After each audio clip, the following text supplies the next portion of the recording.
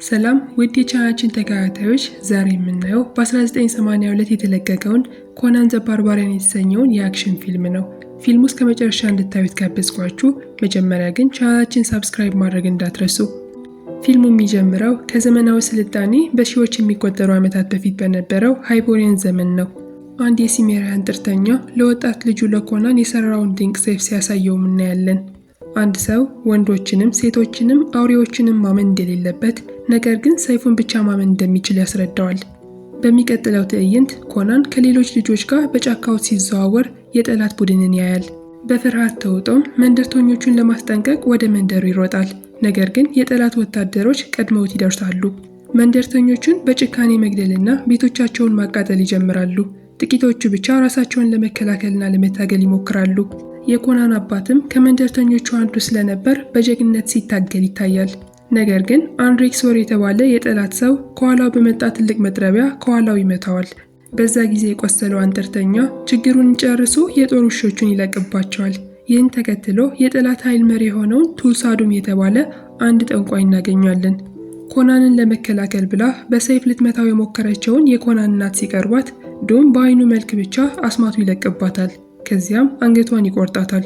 ይህ ሁሉ ሲፈጠር ኮናን እያየ ስለነበር ሁኔታውን በከፍተኛ ድንጋጤ ውስጥ ይጥለዋል። ጭፍጨፋውን ተከትሎ ወራሪዎቹ ሕፃናቱን በመያዝ ለባርነት ሸጧቸዋል። ወራሪዎቹ እነማን እንደነበሩ ወይም ወዴት እንደሚሄዱ ማንም አያውቅም። ነገር ግን ኮናን ባንዲራቸውን ያስታውሳል። ባንዲራውም በጥቁር ፀሐይና በጨረቃ ላይ ባለ ሁለት ራስ የሆነው የእባብ ምልክት ነበረው። ወጣቶቹ ሕፃናት የስቃይ መንኮራኩር በመባል የሚታወቀው ትልቅ ወፍጮ እንዲያሽከረክሩ እንደ ጉልበት ሰራተኞች ይጠቀሙባቸዋል። ከብዙ ዓመታት በኋላ ኮናን አድጎ ትልቅ ሰው ይሆናል። ወፍጮውንም ብቻውን ሊያሽከረክር የሚችልበት ጥንካሬ አለው። ባለቤቱ እንደ ተዋጊ እንዲሰራ ያደርገዋል። እሱም ብዙ ውጊያዎችን ያሸንፏል። ከዚህ በኋላ ወደ ምስራቅ ተወስዶ በውጊያ ባለሙያዎች የተሟላ የውጊያ ስልጠና ይወስዳል። ኮናን የውጊያ ክህሎቱን ብቻ ሳይሆን ሰይፍና ሌሎች መሳሪያዎችን የመጠቀም ችሎታውን ያሻሽላል። በተጨማሪም ማንበብና መጻፍ ይማራል። ወጣት ሴቶችም አብሯቸው እንዲያድሩ ያቀርቡለታል። ኮናን ውጊያዎቹን ማሸነፉን በመቀጠሉ ባለቤቱ እጅግ በጣም ሀብታም ይሆናል። በዚህም ምክንያት በመጨረሻ ነፃነቱን ያገኛል። በሚቀጥለው ትዕይንት ኮናን ወደ ምዕራብ ይመለሳል። ነገር ግን በሜዳ ላይ እያለ የዱር ውሾች ያድኑታል። በአንድ የብቸኝነት ድንጋያማ ቦታ ውስጥ መጠለያ ይፈልጋል። በዚያም በድንገት የአንድ የድሮ ንጉሥ መቃብር ውስጥ ይገባል። ውሾቹን ለመከላከል እንዲረዳው የንጉሱን ሰይፍ ይሰርቃል። ይህን ተከትሎ ኮናን ለዓመታት ይንከራተታል፣ እንዲሁም ብዙ ጀብዶችን ያሳልፋል። ግን በሄደበት ሁሉ በጥቁር ፀሐይና ጨረቃ ላይ ያለውን የሁለት ራስ እባብ ምልክት የሚያውቅ ሰው መኖሩን ይጠይቃል። አንድ ቀን በዱር ውስጥ ሲጓዝ በአንዲት ሴት የምትኖርበት ትንሽ ጎጆ ያገኛል። ሴትየዋ ወደ ውስጥ ጋብዛው ስላለው ዝነኛ ታሪክ እንደምታውቅ ትናገራለች። ኮናን እየፈለገ ያለው ምልክት እንዳለ ያስረዳታል።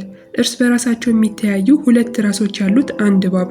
ሴትየዋ ልትረዳው እንደምትችል ትናገራለች። ነገር ግን ቅድመ ሁኔታዋ አብሯት እንዲያድር ነው። ኮናን ያለምንም ማቅማማት ይስማማል። አብረውም ወደ መኝታ ይሄዳሉ። በወሲብ ወቅት ሴትየዋ ኮናን የሚፈልገውን ነገር በጥንታዊቷ የሻዲዛር ከተማ ውስጥ እንደሚገኝ ትነግረዋለች። ግን ከጥቂት ጊዜ በኋላ ወደ ጋኔን ተቀይራ ልታጠቃው ስትሞክር ኮናን ወደ እሳት ውስጥ እንዲወረውራት ይገደዳል። በዚህ ጊዜ እርሷ ተራ ሰው ሳትሆን ጠንቋይ እንደነበረች ይገለጣል። ከዚያም ወደ እሳት ኳስ ተቀይራ እየሳቀች ትሸሻለች።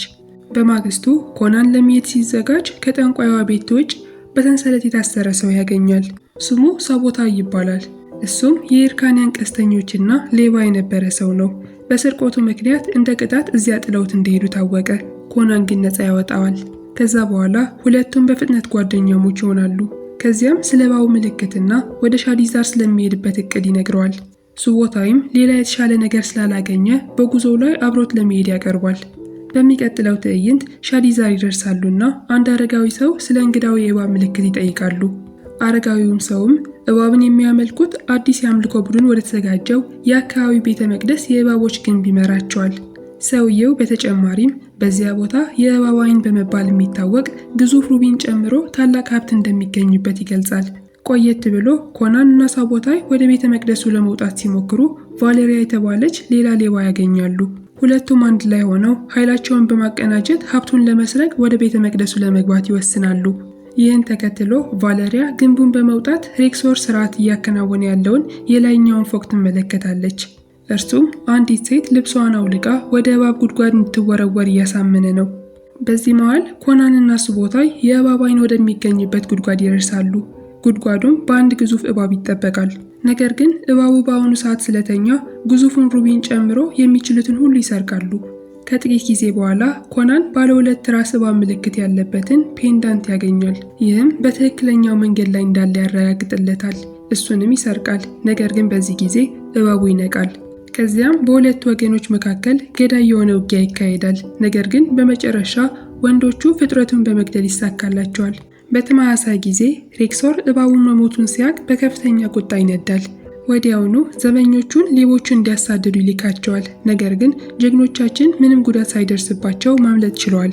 ስርቆቱ ከተሳካ በኋላ በደስታና በመጠጥ አብረው ጊዜያቸው ያሳልፋሉ። ኮናን ደግሞ በጣም ግዙፉን ሩቢ ለቫለሪያ በስጦታ መልክ ይሰጣታል። ከዛ በኋላም አብረው ይተኛሉ። በማግስቱ ጠዋት በወታደሮች ተይዘው የአካባቢው ንጉሥ ኦስሪክ ወደሚገኙበት ቤተ መንግስት ይወሰዳሉ። ንጉሥ ሬክሶር መጥቶ ስላጉረመረመ ያደረጉትን ነገር እንደማያውቅ ለሌቦቹ ይነግራቸዋል። እንዲሁም ሬክሶር ሌቦቹን ካልያዘው የሚያስከትለው መዘዝ እንደተናገረ ይገልጽላቸዋል። ይህንን ሲሰሙ ሶስቱ በጣም ይፈሩና እንደሚገደሉ ያስባሉ። ነገር ግን እንደጠበቁት ሳይሆን ኦስሪክ ለእባብ አምልኮ ቡድን ምንም አይነት አክብሮት እንደሌለው በመግለጽ ይልቁንም ያመሰግናቸዋል።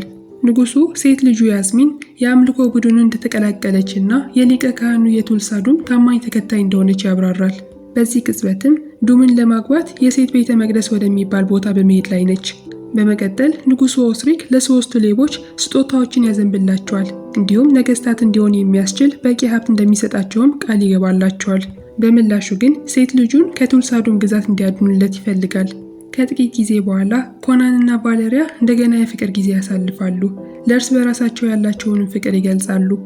ቫለሪያ አሁን ያለውን ደስታቸውን አደጋ ላይ መጣል ስላልፈለገች ያስሚንን ለማዳን መሄድን ትቃወማለች።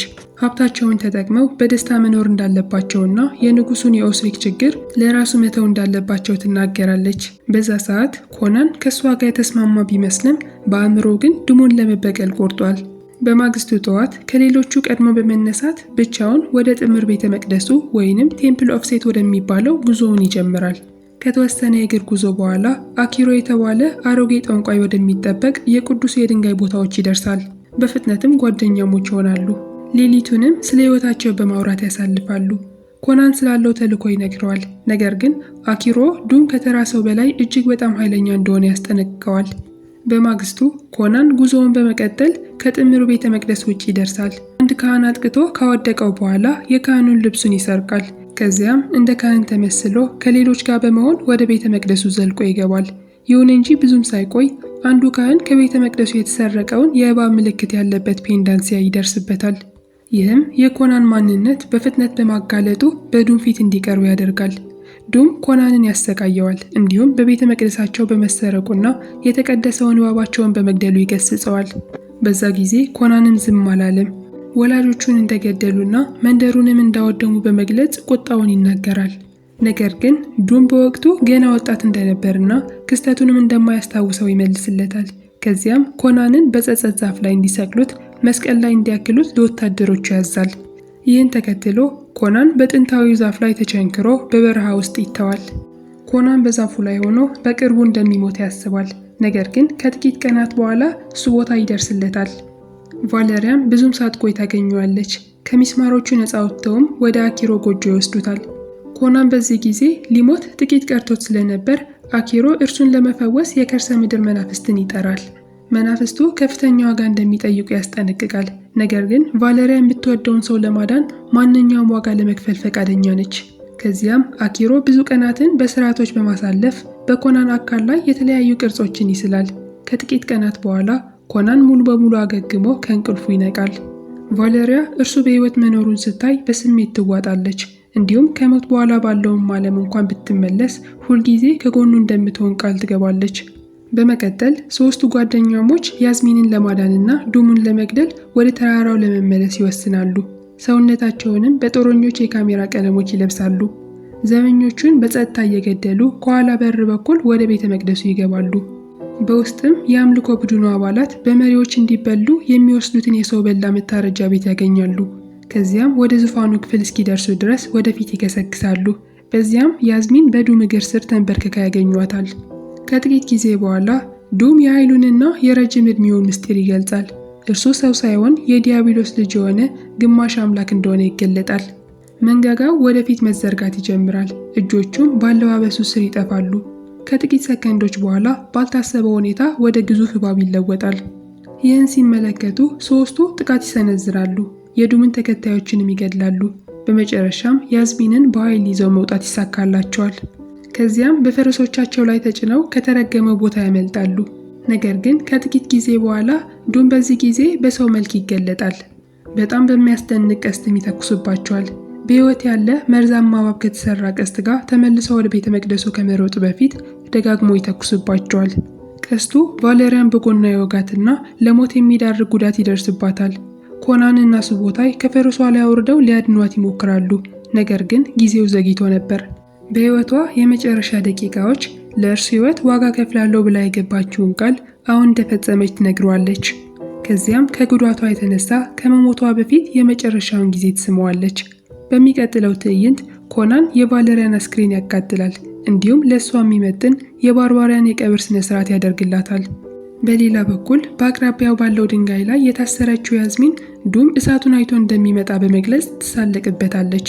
ሆኖም ኮናን ጠላቶቹ ወደ እርሱ እንዲመጡ የሚፈልግ ይመስል በቀላሉ ፈገግ ይላል። ቆየት ብለው ቅዱስ በሆኑት የድንጋይ ቦታዎች ኮናን፣ አኪሮ እና ሱቦታይ ለመከላከያ ይዘጋጃሉ። ብዙ ወጥመዶችንም ይዘረጋሉ። ኮናን ከዚያም የሲሜሪያ አምላክ በቀላሉ እንዲፈጽምለት ይጸልያል። ብዙም ሳይቆይ ዱም ከተከታዮቹ ጋር ደርሶ ገዳይ ጥቃት ይሰነዝራል። ነገር ግን ኮናን እና ሱቦታይ ወጥመዶችን በመጠቀም የአብዛኛው የጠላት ኃይል ማሸነፍን ይሳካላቸዋል። ጦርነቱ እየተካሄደ እያለ ሬክሶር በኮናን ላይ የበላይነትን ይወስድና ሊገድለው ጥቂት ይቀረዋል። ነገር ግን ቃል እንደገባችው ቫሌሪያ ከሞት በኋላ ባለው ዓለም አጭር ጊዜ ታይታለች። ከዚያም የሬክሶርን ገዳይ ምት ለመከላከል የመብት ጋሻዋን ትጠቀማለች። ይህም ኮናን ተመልሶ እንዲዋጋና በመጨረሻም ሬክሶርን በሰይፉ እንዲገድለው እድል ይሰጠዋል። ሁሉንም ወታደሮቹን ያጣው ዱም በከፍተኛ ቁጣ ያዝሚንን በአንዱ የእባብ ቀስት ሊገድላት ይወስናል። እሷም ምሕረት እንዲያደርግላት ትለምነዋለች። የሕይወቷ ፍቅር እሱ እንደሆነም ትነግረዋለች። ነገር ግን ዱም ግድ አይሰጠውምና ሊተኩስባት ይሞክራል። እንደ ዕድል ሆኖ ሱቦታይ በጋሻው ወደፊት በመዝለል እርሷን ከመሞት ያድናታል። ይህ ድርጊት ዱምን በጣም ስላናደደው ኃይሉን ለመሙላት ወደ ቤተ መቅደሱ ይሮጣል። ትዕይንቱ ወደ ተራራው ቤተ መቅደስ ይሸጋገራል። በዚያም ዱም በእሳት ችቦዎች የማጥራት ስርዓት ላይ እያከናወነ ነው። ኮናን ዳግመኛ ወደ ቤተ መቅደሱ ዘልቆ ይገባል። ነገር ግን አሁን እንደባለፈው ብቻውን አይደለም። በዚህ ጊዜ ያዝሚን አብራው ነች። እሷም አሁን የእርሱን ጎን ተቀላቅላለች። ዱም ሲያየው በእጆቹ ዘርግቶ ይቀበለዋል። ኮናንንም እንደ ልጅ በመቁጠር በሕይወት ውስጥ ዓላማና ጥንካሬ የሰጠው እርሱ እንደሆነ ያስታውሰዋል። ዱም ኮናንን ለመስማት ይሞክራል። ለጥቂት ጊዜም የተሳካለት ይመስላል። ነገር ግን ኮናን በፍጥነት ወደ እውነታው በመመለስ የዱምን አንገት ይቆርጣል። ከዚያም ጭንቅላቱን ደረጃው ስር ለነበሩት ተከታዮች ይወረውርላቸዋል። የአምልኮ ቡድኑ አባላት ይህን ሲመለከቱ በመደንገጥ ወዲያውን ይሸሻሉ። ይህን ተከትሎ ኮናን የሚነድ የዘይት መብራት ወደ ቤተ መቅደሱ ውስጥ በመወርወር በእሳት ያቃጥለዋል። ያዝሚንም እግሩ ስር በመውደቅ ትገዛለታለች።